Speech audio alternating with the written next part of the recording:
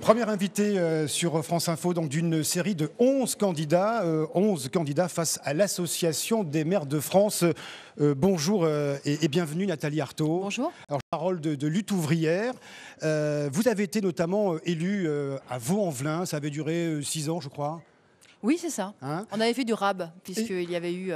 Oui, et vous aviez fait sensation devant les maires de France en déclarant, je vous cite, « Je ne serai pas élue, curieuse, entrée en matière ».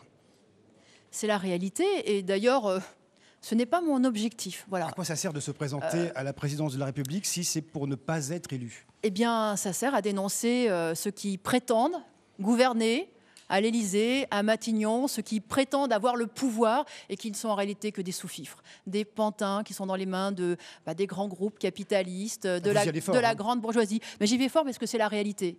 Vous savez, moi je suis toujours frappée de voir qu'ils ont des beaux programmes. Ils ont des communicants pour ça. Hein. Et puis alors les promesses sont numérotées de 1 à 40. Et puis dès qu'ils arrivent au pouvoir...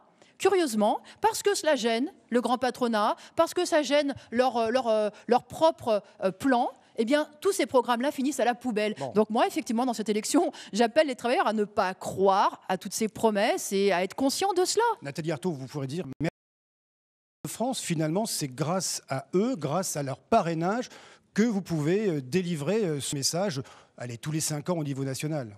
Absolument. J'ai remercié déjà les maires qui ont fait ce geste de parrainer effectivement ma candidature.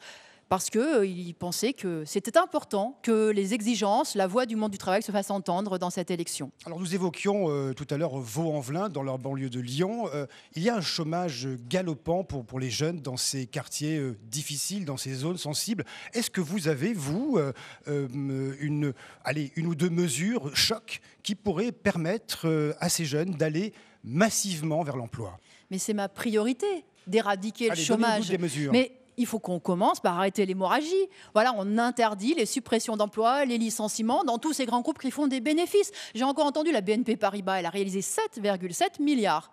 7,7 milliards de bénéfices en 2016. Qu'est-ce que vous faites? Et elle va fermer des agences. Vous prenez l'argent aux banques? C'est quoi l'idée? Mais je lui interdis de faire cela. Enfin, quand même. Elle a fait 7,7 milliards. Qu'est-ce que ça va lui rapporter? Quelques centaines de millions. Mais il faut empêcher ces fermetures d'agences. Vous savez, il y a des jeunes qui espèrent pouvoir être embauchés dans ces agences-là, de la BNP Paribas, de la Société Générale. À Vaux-en-Velin, il y en a qui sont ouvertes. Avec tous leurs plans, elles vont fermer. Eh bien, c'est encore des emplois en moins, vous voyez. Donc, on arrête cela. Et puis, effectivement, on impose la répartition du travail entre tous. C'est une aberration de voir que ceux qui ont un travail sont débordés. Et vous passez à quoi? Vous passez aux 32 heures, c'est quoi l'idée? Vous partagez encore plus le travail? Bien sûr, il faut partager le travail. Écoutez, au travail, on est surmené. Et dans bien des entreprises, vous savez, on y perd sa santé, parce que justement, ce sont les cadences. Encore un mot, le ministre de l'Intérieur a démissionné. Dernier épisode d'une longue série d'affaires. Votre regard sur cette campagne, sur le climat qui l'entoure?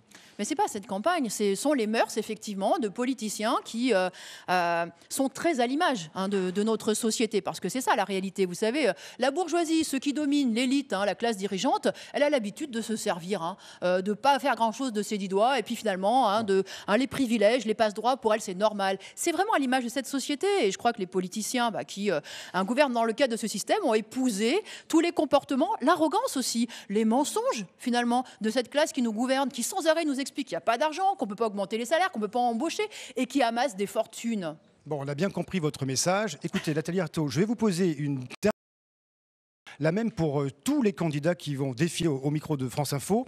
Voici la liste des 7, je ne me trompe pas, ils sont 7 présidents de la 5e République. Je vous la soumets, ce n'est pas un quiz, et je vais vous demander de nous donner votre tiercé dans l'ordre préférentiel de ces 7 présidents. Allez-y. Oula, mais... Qui mettriez-vous en tête de votre préférence à vous, citoyenne Nathalie Arthaud, votre préféré, les 3 premiers? Charles de Gaulle, Georges Pompidou, Valéry Giscard d'Estaing, François Mitterrand, Jacques Chirac, Nicolas Sarkozy, François Hollande. Mais je les mets tous dans le même sac.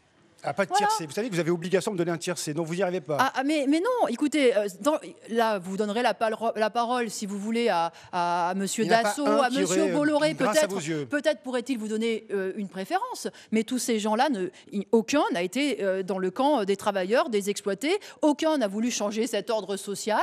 Hein. Tout le monde a voulu, au contraire, hein, que tout continue comme avant. Donc non, aucun d'eux. Bon, on a bien compris, Nathalie Arthaud ne joue pas aux courses, pas de tiercé avec vous. Merci à vous, Nathalie Arthaud, porte-parole de Lutte ouvrière.